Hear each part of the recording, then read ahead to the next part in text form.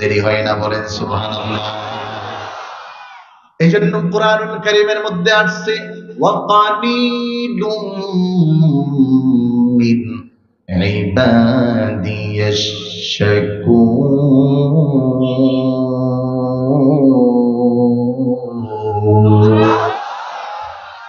আল্লাহ রাব্বুল আলামিন বলেন, আমার শাকিরিন বান্দা, আমার প্রিয় বান্দা, আমার কাছের বান্দা, আমার দামি বান্দাগুলোর সংখ্যা দেখতে কম মনে হয়। এই পৃথিবীতে হাজার মানুষ, প্রায় 1000 কোটি মানুষের বসবাস।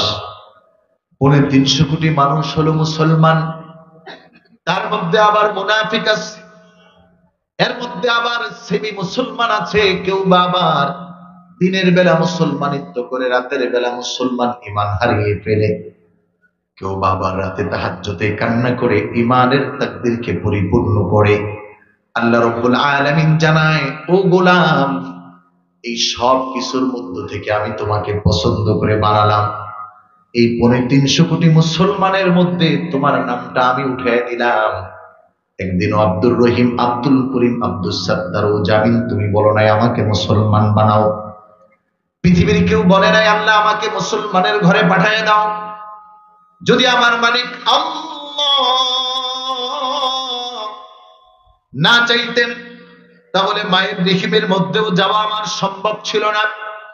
কোরআনুল কারীম প্রমাণ করে দেয়, ও পৃথিবীর মানুষ শুনো, মায়ের গর্ভের মধ্যে বাবা মার মাধ্যমে আল্লাহ তাআলা তোমাকে পাঠায়।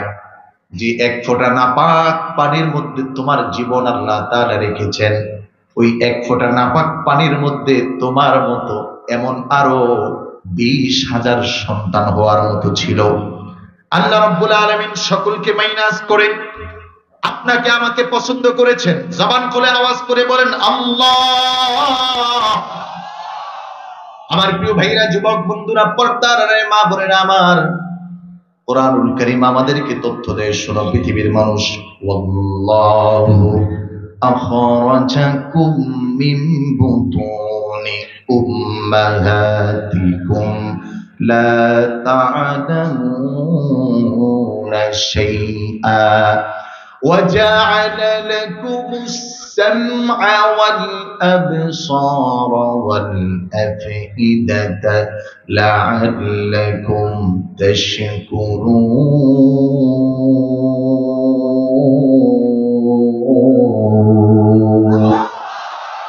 আল্লাহ রাব্বুল আলামিন বলেন, মায়ের গর্ভে তোমাকে আমি লালন পালন করলাম। বুখারীর হাদিস বর্ণনা করে আল্লাহর হাবিব বলেন, 3টি কালো পর্দার ভিতরে আল্লাহ রাব্বুল আলামিন আমাকে সংরক্ষণ করেন। আমাকে দেখাশোনা করার জন্য একজন ফেরেশতাও সেখানে নিযুক্ত করেন। এই সব প্রসেসিং পার হয়ে দুনিয়ায় আমি যেই মাত্র প্রবেশ করলাম, আল্লাহ তাআলা আমাকে আনলেন। এই মুহূর্তে আল্লাহ রাব্বুল আলামিন আমাকে 3টা নিয়ামত দিয়ে পাঠালেন। একজন প্রকৃত বান্দা জীবনের চড়াই উতরাই, সুখ কিংবা দুঃখ, বিপদ কিংবা আপদ, বালা কিংবা মুসিবত, যে হালতে থাকুক না কেন, এই 3টা নিয়ামতের শুকরিয়া যখন বান্দা করবে, আল্লাহ রাব্বুল আলামিন ওই বান্দাকে তার গোলাম হিসাবে কবুল করে নিবে। ওয়াজআলা লাকুমুস সামআ ওয়াল আবসার ওয়াল আফইদা, 3টা বিষয় আল্লাহ তাআলা দিয়েছেন। এজন্য এই 3টার খেলাফ যারা করে তাদেরকে আল্লাহ তাআলা বলেছেন নিকৃষ্ট, এত বেশি চতুষ্পর জানারের চেয়েও খারাপ। তাদের দেখতে পা আছে, হাত আছে, জবান আছে। গত 15 নয় 17 বছর ধরে আমরা দেখেছিলাম এমন কতগুলো নিঃসঙ্গ মানুষ নামের জানোয়ার, যারা সিগাল কুকুরের চেয়েও নিঃসঙ্গ ছিল, খারাপ ছিল। ডিবি পুলিশ হারুন প্রধান এমন একজন ছিলেন, নাম ছিল হারুন, ভালো একটা নাম, কিন্তু কাজটা তার ভালো ছিল না। এরকম আপনাদের বরিশালের মধ্যে একজন আজকে ধরা খাইছে, রিপোর্টে আসছে। কি নাম? আমির হোসেন আমু। দেখতে মানুষ, হাত আছে, পা আছে, জবান আছে, চোখ আছে, কথা বলেন ঠিক কিনা? কিন্তু মানুষ নামের জানোয়ার। এরকম ভাবে যারা নিঃসঙ্গ ভাবে এই গত শহীদের দিবসে 1000 শিশু সন্তান, ছাত্র সমাজ মাদ্রাসা থেকে শুরু করে যাদের বুকের মধ্যে গুলি চালিয়ে তাদের ধ্বংস শেষ হয় নাই, আল্লাহ রাব্বুল আলামিন বুঝানোর জন্য ১,৫০০ বছর পূর্বে কোরআনুল কারীমের মধ্যে তথ্য দিয়েছেন। শোনো, ওয়াজআলা লাকুমুস সামআ ওয়াল আবসারা ওয়াল আফইদা, তিনটা নিয়ামত তোমাকে আমি জন্মের সময় দিয়েছি। এক নাম্বার আল্লাহ রাব্বুল আলামিন নিয়ামত দিয়েছিলেন সাম, যেটা দিয়ে আপনি আমি শ্রবণ করি। এটা কার দেওয়া? জোরে বলেন কার? নষ্ট হয়ে গেলে ঠিক করতে কত টাকা লাগে? একবার যদি বাদ হয় আর ঠিক হয়? কোরআন বলে ২ নাম্বার। খারাপ লাগতেছে আপনাদের? আমার লাগতেছে, তবে দোয়া চাই। আলহামদুলিল্লাহ বলে থাকবেন না চলে যাবেন? তাহলে আমার কথা শুনবেন না শুনবেন না? শুনলে একটু কাছাকাছি আগান, আরো একটু জিকিরের সাথে লা ইলাহা আগাইতে হবে। ওই ভাইরা দাঁড়িয়ে আছে, তাদেরকে বসতে দেন। সবাই আমরা একটু বসি ভাই, কোরআন থেকে কথা হবে অল্প সময় ইনশাআল্লাহ। ভালো না লাগলে উঠে যাবেন। জোরে লা ইলাহা, জোরে লা ইলাহা।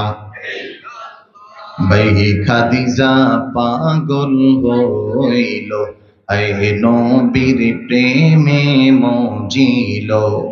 টাকা পয়সা জীবন যৌবন, জীবন যৌবন, টাকা পয়সা সব কিছু নবীকে দিয়ে দিল। বলো লা ইলাহা,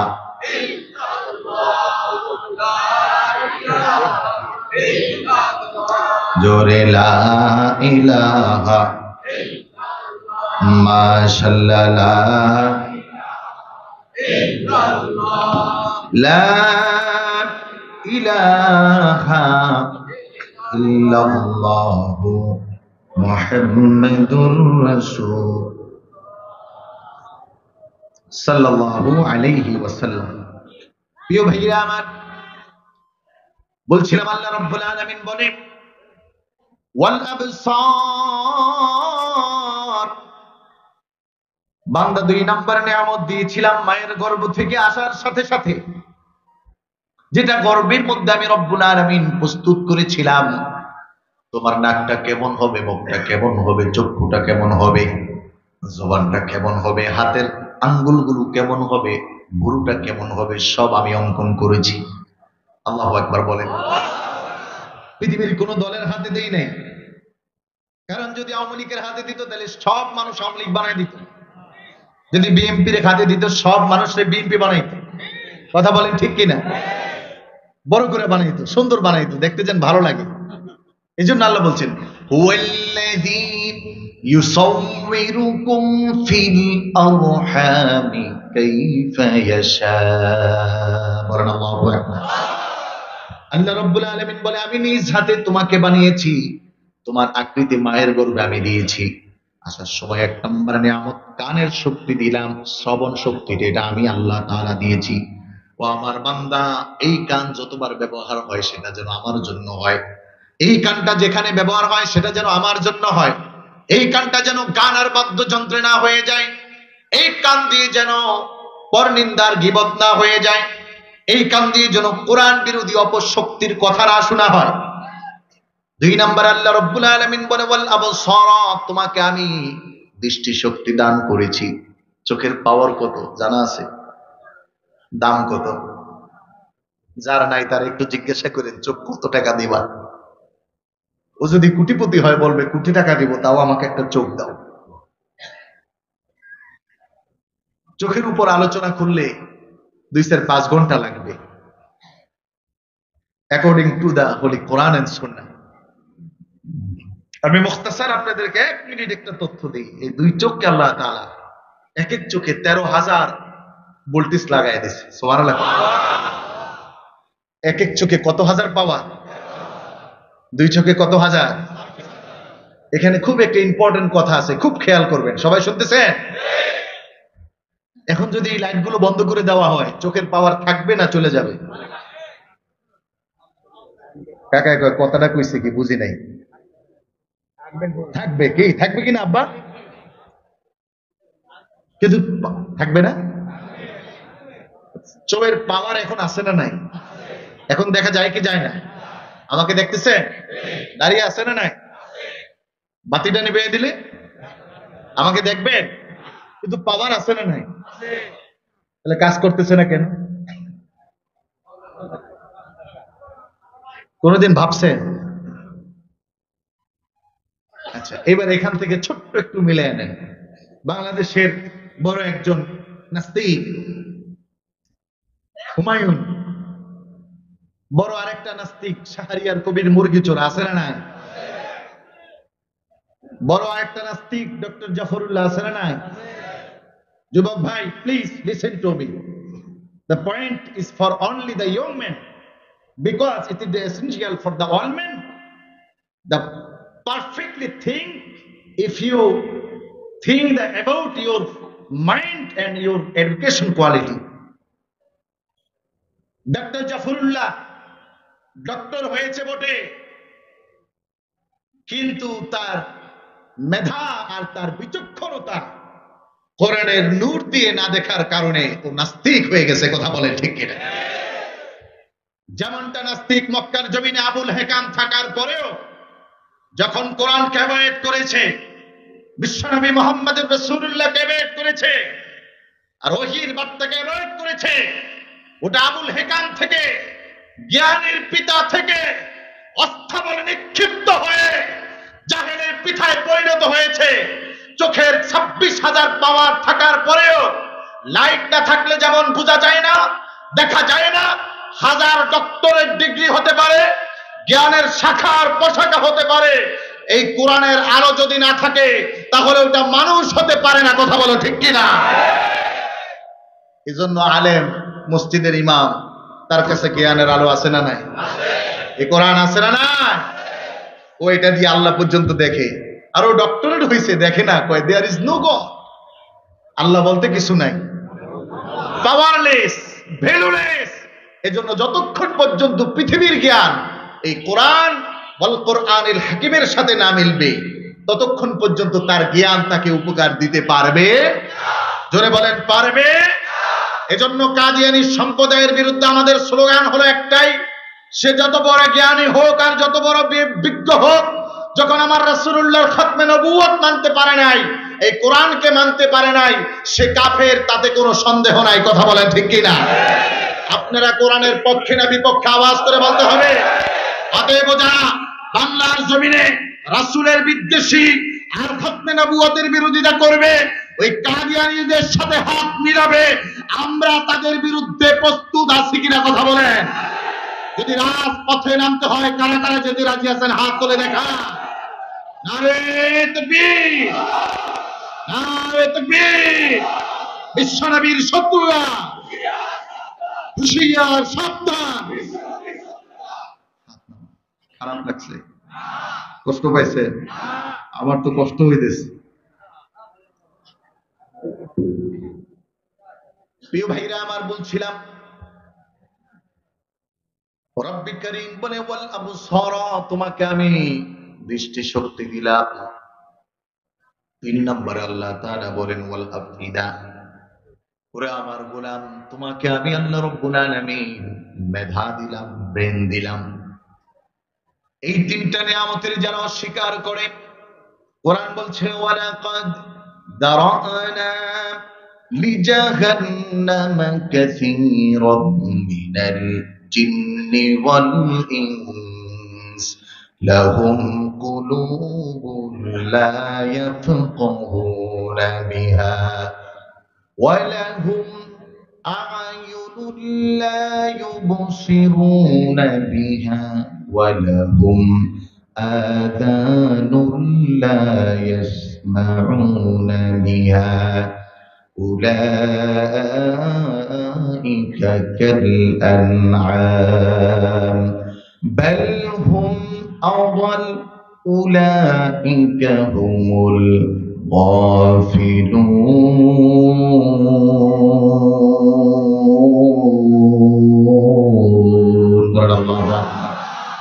আমার প্রিয় ভাইরা, আমার বন্ধুরা, আল্লাহ রাব্বুল আলামিন বলেন এই 3 নিয়ামতের অস্বীকার যারা করে, ওই মানুষগুলো যদি দেখতে মানুষ হয়, তার হাত থাকবে, পা আছে, জবান আছে, বডি আছে, সব আছে, কিন্তু আমার প্রকৃত বান্দারা মনে রাখবা, ও মানুষ নয়, কাল আনআম বাল হুম আদল। তার আচরণটা পশুর চেয়ে নিকৃষ্ট হয়। এজন্য মাঝে মাঝে দেখবেন মুরব্বীরা ইয়ং কিছু সন্তানদেরকে বলে, জানোয়ারের মতো আচরণ করো কেন? মানে তার কাজটা মানুষের আর কাতারে নাই। এজন্য এই তিনটা নিয়ামতের শুকরিয়া আদায় করবো কিনা ইনশাআল্লাহ। এই শ্রবণ শক্তি কার দেওয়া বলেন? এই দৃষ্টি শক্তি কার দেওয়া? ব্রেন কার দেওয়া? 1000 কোটি টাকা দিয়ে পাওয়া যাবে, কিন্তু ব্রেন যখন নষ্ট হয় তখন ওই শেখ হাসিনার মতো করে পাগলামি কয়, না যাব না। পরে সেনাবাহিনী কয় 40 মিনিটের মধ্যে না গেলে অবস্থা সাইজ আছে। সমাজ নষ্ট হয়ে গেছে তো, এত বড় একজন প্রধানমন্ত্রী, ব্রেন নষ্ট হয়ে গেছে। এজন্য জোর করে পৃথিবীতে কোনো কিছু আদায় করা যায়? জোরে বলেন যায়? এজন্য আপনিও জোর করে কিছু আদায় করতে পারবেন না। ইসলামী আন্দোলনের ভাইরা, বাংলাদেশে ইসলামী দলগুলো রক্ত দিয়েছে, জেল খেটেছে, জুলুম নির্যাতন সহ্য করেছে, ঘর পুড়িয়েছে, দোকান পুড়িয়েছে, বাড়ি পুড়িয়েছে, মাদ্রাসা বন্ধ করেছে, সব শেষ করেছে, কিন্তু এই কোরআন ছাড়ে? জোরে বলেন ছাড়ে? মনে রাখতে হবে, কোরআন ছিল, কোরআন আছে, কোরআন জোরে বলেন ছিল, আছে। আবু জাহেল আছে, আবু লাহাব, আবুল হেকাম সব গেছে।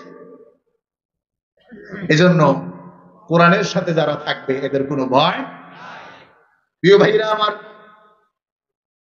আমি কোরআন থেকে আপনাদের খেদমতে সূরা বুরুজ, গভীর মনোযোগ। আল্লাহ রাব্বুল আলামিন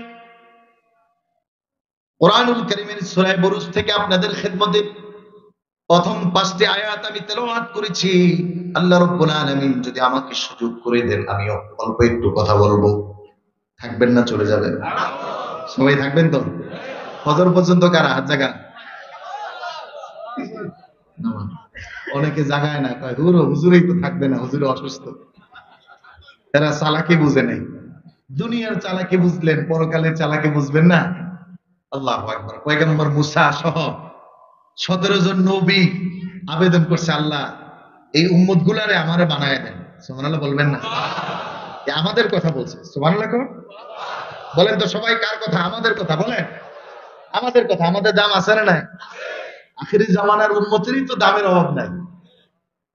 তো আল্লাহ রাব্বুল আলামিন এই উম্মতকে একটা এক্সট্রা কোয়ালিটি দিয়েছেন। পয়গম্বর মুসা দেখেন, এই উম্মত নেকের নিয়ত করবে, নেক লিখবে। সুবহানাল্লাহ বলবেন না? এই যে আমরা ফজর পর্যন্ত নিয়ত করেছি, ফজর পর্যন্ত থাকবো না, এটা আমরাও জানি, কিন্তু আমাদের নিয়ত আছে না না? সওয়াবটা নিয়ে নিলাম আর কি একটু চালাকি করে। এই সওয়াব নেকের কাজে চালাকি করার চেষ্টা করবে, দুনিয়ার কাজে চালাকি করলে লস। আল্লাহ তাআলা আমাদেরকে কবুল করুক, বলুন আমিন। আল্লাহ রাব্বুল আলামিন সূরা বুরুজের 1 নম্বর আয়াতে বলেন, ওয়াস-সামা ইযাতিল বুরুজি ওয়াল ইয়াউমিল মাউউন। বলেন আল্লাহু আকবার। আমার ভাইরা, আমার বন্ধুরা, সূরা বুরুজের ল্যান্ডিং প্লেস হলো মক্কা আল মুকাররমা। গভীর মনোযোগ যুবক ভাইরা আমার, কোরআনুল কারীমকে 2টা ভাগ করা হয়েছে, একটা হলো মাক্কি আর একটা হলো মাদানী। যেই সূরাগুলো আল্লাহ রাব্বুল আলামিন মক্কার জমিনে নাজিল করেছেন তার নাম হলো মাক্কি, আর যেই সূরাগুলো আল্লাহ তাআলা মদিনায় নাজিল করেছেন তার নাম হলো মাদানী। এই সূরা বুরুজটা হলো ল্যান্ডিং প্লেস মাক্কি। মক্কায় যেই সূরাগুলো আল্লাহ রাব্বুল আলামিন নাজিল করেছেন বেশিরভাগ এগুলোর মধ্যে হলো দাওয়াত, তাওহীদের কথা, রিসালাতের কথা, মাসলা মাসাইল কম। আল্লাহ রাব্বুল আলামিন সূরা বুরুজকেও শুরু করেছেন গতানুগতিক একটা সিস্টেম আছে। পৃথিবীর মধ্যে আপনি আমিও কসম করি, আল্লাহ রাব্বুল আলামিন কোরআনুল কারীমের অসংখ্য জায়গায় কসম করেছেন। অনুরূপ ভাবে আল্লাহ তাআলা সূরা বুরুজকে শুরু করেছেন কসমের শব্দ দিয়ে, ওয়াস-সামা ইযাতিল বুরুজ। খুব খেয়াল করে দেখেন, আল্লাহ রাব্বুল আলামিন এই সূরার শুরুতে কসম করলেন ওই আকাশের, যে আকাশ তারকারাজি খচিত, যেই আসমান, যে আকাশটা ধাপে ধাপে বিস্তৃত, যে আকাশটাকে আল্লাহ রাব্বুল আলামিন একেবারে সবচেয়ে চূড়ায় সবচেয়ে উপরে স্থাপন করেছেন, কিতাবের মধ্যে লেখে এই শব্দ দিয়ে আল্লাহ রাব্বুল আলামিন প্রথমেই কসম করার রিজনটা আর একটু ক্লিয়ার ভাবে যদি বুঝতে হয়, তাহলে সূরা মুলকের প্রথমে চলে যেতে হবে। কোরআনুল কারীমে আল্লাহ রাব্বুল আলামিন বান্দাকে বোঝানোর জন্য কসম করেন, বান্দা যেন ওই বিষয়টা গুরুত্ব দেয়, বুঝে, অনুধাবন করে, সহজে যেন ছেড়ে না দেয়, খেলায় খেলায় যেন নষ্ট করে না দেয়। আল্লাহ রাব্বুল আলামিন বান্দাকে বুঝাতে চায়, বান্দা ওই তারকারাজি খুশিত আকাশের কসম, এরপরে আমি যেই কথাটা বলবো তার মধ্যে কোনো ভুল নাই, কোনো সন্দেহ নাই, কোনো একটু ভুলের কোনো অবকাশ নাই। এজন্য আমরাও যে কোনো বিষয়টা বলার আগে কসম করি ওই কথার আগে যেটাকে গুরুত্ব দিই। বলে ভাই বিশ্বাস করেন আল্লাহর কসম এটা 5 টাকা দিয়ে কিনছি, তার মানে যে ক্রেতা তাকে বুঝাতে চায় যে আসলেই 5 টাকা। কথা বলেন ঠিক কিনা? যদিও আমাদের দেশের ব্যবসায়ীরা মিথ্যা কথাটাই বেশি করে, ওইদিকে তো ওয়াজ করা যাবে না, তাহলে আমার ব্যবসায়ীরা কবে আগামী বছর হুজুরের আর দাওয়াত দিও না, কারণ আমরাই তো টাকা দিয়ে মাহফিল করাইলাম, এখন হুজুরে আমাদের বিরুদ্ধে কইল। ব্যবসায়ী ভাইরা কসম করবেন না, আপনি একটা মাল 5 টাকায় পারলে বলবেন আমি 5 টাকায় পারবো, কত কিনছি ওটা আপনি শোনা দরকার নেই, 5 টাকা না হলে আমি বিক্রি করতে পারবো না। কিন্তু দেখা যায় একটা জিনিস আপনি কিনছেন এক দাম দিয়ে, কিন্তু বিক্রি করার জন্য মিথ্যা একটা কসম করায় মালটা বিক্রি করলেন, তাহলে ছিল ব্যবসাটা হালাল, কসম করে ফেললেন কি লাভ হইল না লস হইল? আপনার দৃষ্টিতে লাভ, কিন্তু আসলে কি? কারণ এই টাকার হিসাব হবে কিনা। হাদিসে আসছে লা তাযালু কদমা আবদি ইয়াউমাল কিয়ামাহ হাত্তা ইউসআলু আন আরবাআ, 4টি প্রশ্ন দেওয়া ছাড়া কোনো উপায় নাই। কই থেকে কামাইলেন আর কই থেকে ভাঙলেন, কোন জায়গায় ভাঙলেন, উত্তর দেওয়া লাগবে কিনা। কোথায় থেকে আসতেছে বুঝা শুনে ইনকাম করেন। আমরা দেখছি কত 15 বছরে কেউ কেউ আঙ্গুল ফুলে কলা গাছ হয়ে গেছে, পাতি নেতা, পিছনে কাপড় নাই কিন্তু তারও হাজারো গাড়ি। বাস্তবতা আছে না নাই? আপনাকে এই জায়গায় নাই মনে হয়? আপনাকে এখানে একজনও নাই? সুদ খাওয়া লোক তো ভুলেও নাই মনে হয় নাকি? এলাকায় আছে কি? এত ভাঙাচুরা রাস্তার মধ্যে কি আইতে পারে নাকি?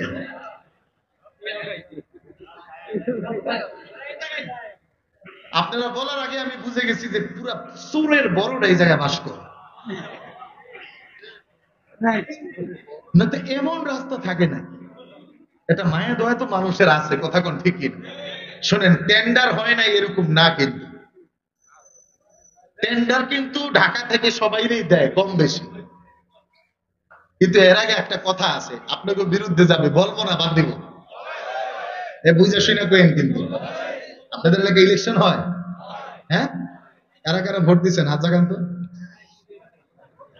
বোমাই রাতের ভোটেও ভোট দিচ্ছেন আপনি? কেডা এটা দিয়ে একটু বুঝে নাই। বাংলাদেশে তো পত্রিকায় আসছে যে মহিলা গেছে আরো 15 বছর আগে, হেরও ভোট হয়ে গেছে। না কার আমল ওইটা বলা দরকার নেই। আল্লাহু আকবার, আল্লাহ তাআলা বুঝ দান করুক, বলেন আমিন। এই মনে রাখা দরকার, বাঙালি জাতি কিছু চায় না, কিন্তু অন্তত ভোটের দিন আনন্দ নিয়ে ভোটটা দিতে চায়। কথা বলেন ঠিক কিনা? আগামীতে যারা নির্বাচন করবেন বুঝে শুনে আসেন। রাষ্ট্রীয় কোষাধ্যক্ষ আপনাদের দখলে যেতে পারে, কিন্তু জনগণের হাতে ভোটের চাবি এখনো আছে। কথা বলেন ঠিক কিনা? হয়তো একটু পরে নামবেন, কিন্তু নামা ছাড়া গতি। কথা বলেন, নামা ছাড়া গতি। 2 বার 3 বার এই নাইলে পলায়া ভোট করবেন, কিন্তু 4র্থ বার পাবলিক ধরবে। আর বাঙালি ধরলে দেখেন নাই, একেবারে যা আছে চেয়ার টেবিল হাঁস মুরগি ডিম তেল চাল নুন হলুদ মরিচ সব লইছে। এই বাকিটা কইেন না, সব তো বলা যায় না, বুঝছেন না কেন? সম্মানিত প্রিয় ভাইরা আমার, আমি কোন দলের বিরোধী না, কিন্তু আমি এটা বলতে চাই, ইতিহাস সাক্ষী, ইতিহাস সাক্ষী, যারা কোরআন আর আলেমদের বেইজ্জতি করে এই জমিন আর এই বাতাস তাদেরকে থাকতে দেয় না। কথা বলা ঠিক কিনা? আমরা এই 17 বছর ঘুমাতে পারি নাই, এখন তোরা ঘুমাতে পারস না। কথা বলেন ঠিক কিনা? এদেশের মানুষের তো মায়া আছে, তারপর ওদেরকে মারে নাই। আমরা বলি যে মারবো না, আমরা মাফ করে দিলাম, বলেন আমিন। সবাই বলেন মাফ করে দিলাম, বলেন আমিন। এটা রাসূলের আদর্শ। বিশ্বনবী মুহাম্মদ সাল্লাল্লাহু আলাইহি ওয়াসাল্লাম কত দুঃখ নিয়ে 8 বছর পরে মক্কায় ঢুকতেছে, বলতেছে মান দাখালা ফি বাইতিল্লাহ ফাহুয়া আমিন, যে আল্লাহর ঘরে বাইতুল্লাহ ঢুকে যাবে। আজকে মক্কা বিজয় আমি মুহাম্মদুর রাসূলুল্লাহর হাতে হচ্ছে, কিন্তু আল্লাহর ঘরে ঢুকলেই সে মাপ পেয়ে যাচ্ছে। আমি গত 17 তারিখে কাবা থেকে আসছি, এই যে 27 তারিখে, গত 27 তারিখে আলহামদুলিল্লাহ আপনাদের দোয়া আমার নিজস্ব হজ এবং উমরাহ ট্রাভেলস আছে, এবং আমার হাজিদেরকে আমি চেষ্টা করি খেদমত করার, কারণ দেশে তো বাটফালের অভাব নাই। আমিও কয়েকবার ধোকায় পড়ছি, পরে ধাক্কা ধুকা খাইয়া চিন্তা করছি যে না, ধোকা ছাড়া কেমনে ভালো খেদমত দেওয়া যায়। দোয়া করবেন আল্লাহ তাআলা যেন বরকত দেয়, বলেন আমিন। রাসূল বললেন মান দাখালা ফি বাইতিল্লাহি ফাহুয়া আমিন। আবার রাসূল বললেন ওয়া মান দাখালা ফি বাবিহি ওয়া মান আগলাকা ফি বাবিহি ফাহুয়া আমিন। যে মানুষটা তার ঘরের দরজাও বন্ধ করে দিবে, সেই মানুষটা নিরাপদ, বাইচা যাবে। আবার রাসূল বললেন ওয়া মান দাখালা ফি বাইতি আবি সুফিয়ান ফাহুয়া আমিন। যেই মানুষটা আবু সুফিয়ানের ঘরে ঢুকবে, দেখেন এই আবু সুফিয়ান কিন্তু রাসূলের বিরোধী ছিল, কিন্তু রাসূলুল্লাহ সাল্লাল্লাহু আলাইহি ওয়াসাল্লাম মক্কায় ঢোকার আগে, খারাপ লাগতেছে আপনাদের, কষ্ট হচ্ছে মনে হয় না? আল্লাহ হাতটা জাগান তো সবাই, এমন করেন একটু লাগাচাড়া দেন, নারে তাকবীর, এই সোজা করে হাত নামাইছেন কি? এই সামনে কি হইছে? হাত তোলেন, এই এমন করে, এই এমন ধরে। যে প্রাইমারি স্কুল, এটাও তো প্রাইমারি স্কুল না? এমন করছেন না, ছোটকালে পিটি করছেন না? করে নারে তাকবীর, হাত নামান। আর কয় মিনিট থাকবেন? আল্লাহ, আমি পারবো না। আল্লাহ রাসূল বললেন যে বাইতুল্লাহ ঢুকবে, আবু সুফিয়ানের ঘরে ঢুকবে, নিজের ঘরের দরজা বন্ধ করবে। অথচ আবু সুফিয়ান রাসূলের বিরোধী ছিল এবং রাসূলের শ্বশুর ছিল, নাকি? শ্বশুর ছিল। কি ছিল? জোরে বলেন, কি ছিল? আবু সুফিয়ানের মেয়ের ইউ ছিল, মাশাআল্লাহ। কাফের অবস্থায় একদিন গেছে নবীর ঘরে তার মেয়ে, আল্লাহু আকবার। কাফের অবস্থায় যাওয়ার পরে রাসূলুল্লাহর বিছানায় বসতে লইছে, নিজের আপন মেয়ের বাড়িতে গেছে বেড়াইতে, যায় রাসূলের বিছানায় বসবে, তার আপন মেয়ে বলতেছে আপনার বসা নিষেধ। এখন বাবা মেয়ের কথা শুনে অবাক, ব্যাপার কি? কয় না, এই বিছানায় মুহাম্মদুর রাসূলুল্লাহ আমার প্রিয় স্বামী বসে, আপনি যেহেতু কাফের, আপনি এখানে বসার উপযুক্ত না। সুবহানাল্লাহ। এটার নাম হলো ঈমানদার। এটার নাম কি? জোরে বলেন, এটার নাম কি? ঈমানদার।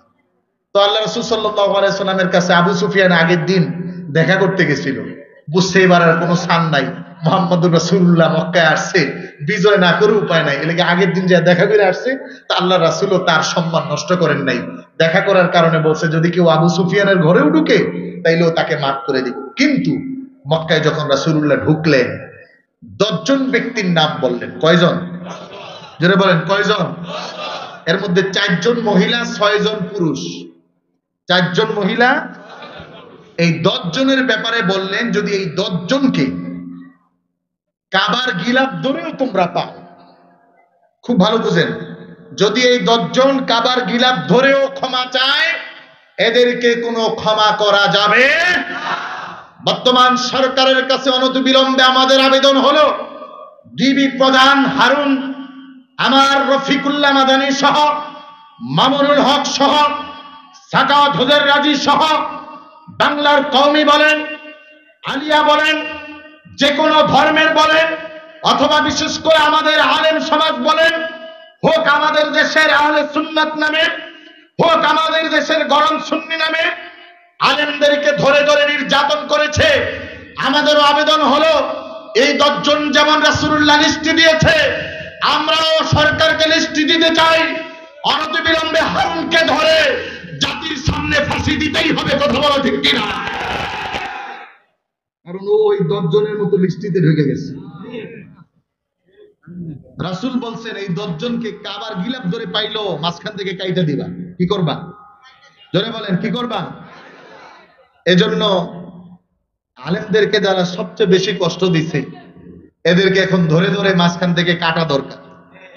কিন্তু আমরা যেহেতু মাফ করছি, অন্তত না কাটলেও কিছুটা শাস্তি দেওয়া দরকার।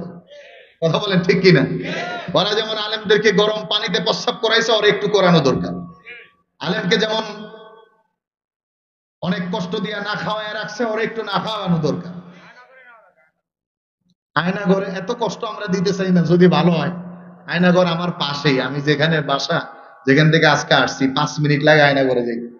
ওই 2 মিনিটে যাবো। এই যে আমার আমার মাদ্রাসার কেশিয়ার, সবাই দোয়া করবে, আমার একবারে সব সময় পাশে থাকে, ওনার সন্তানদের জন্য দোয়া করবে। ব্যবসা ফালায় দিয়ে চলে আসছে, হুজুর অসুস্থ। আল্লাহু আকবার। তো বলছিলাম প্রিয় ভাইরা আমার, আল্লাহ তাআলা কসম করেন যে পরের শব্দ যেটা আছে এটা খুব অথেন্টিক, মাইনো এটাকে ছাইরো না।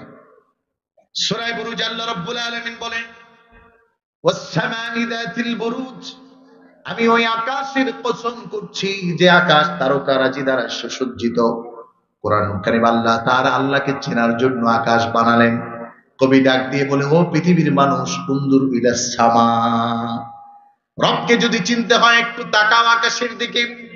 আবার ডাক দিয়ে বলে, উনজুর ইলাল মারই ওয়া কুল মান দাল্লাযী শাক্কা ফীহিল বাসার, যদি আল্লাহ তাআলাকে চিনতে হয় তাকাও মানুষের দিকে। এজন্য আল্লাহর হাবিব পবিত্র জবান দিয়ে বলেন, তাফাক্কারু ফি খালকিল্লাহি ওয়ালা তাতাফাক্কারু ফিল্লাহ। ও আমার যুবক ভাইরা, বৃদ্ধ বাবাজিরা, পর্দার আড়ালে মা বোনেরা, আল্লাহ রাব্বুল আলামিন সূরা বুরুজের প্রথম আয়াত দিয়ে আল্লাহ তাআলাকে চিনার ব্যবস্থা করে দিলেন। সূরা মুলকের মধ্যে আল্লাহ রাব্বুল আলামিন বলেন, ও বান্দারা তাকাও আকাশের দিকে। ফারজি'িল বাসারা হাল তারা মিন ফুতুর সুম্মা আরজি'িল বাসারা কাররাতাইনি ইয়ানকালিবু ইলাইকাল বাসারু খাসিআন ওয়া হুয়া হাসির। বলে তুমি যতবার তাকাবে তোমার চক্ষু ততবার অবনত হয়ে আসবে, কিন্তু আমার সৌন্দর্য আর আমার সৃষ্টির বৈপুরত্ব দেখা তোমার শেষ হবে না। একটু জবান খুলে আওয়াজ করে বলতে হবে, এত চমৎকার সৃষ্টি সাজিয়েছেন যিনি, তিনি কে? আওয়াজ হয় না, আর একটু জবান খুলে বলেন, কে? আমাদের মালিক কে? গোলামি করতে হবে কার? আরো জোরে বলতে হবে, কার? কার গোলামি করবো? কার ইবাদত করবো? কার? কোন মূর্তির পূজা করা যাবে? আরো জোরে বলেন, যাবে? শেখ মুজিব হলেও করা যাবে? এই পৃথিবীতে কোন মূর্তির পূজা মুসলমান করতে পারে? আমরা 15 বছর ধরে বলছি, কেউ শুনে নাই, কেউ শুনে নাই। ইমাম সাহেবের চাকরি চলে গেছে, আমাদের পিছে গোয়েন্দা লাগানো হয়েছে, আলেমগো ধমক দিয়ে মিম্বার থেকে নামাইছে, আর আল্লাহ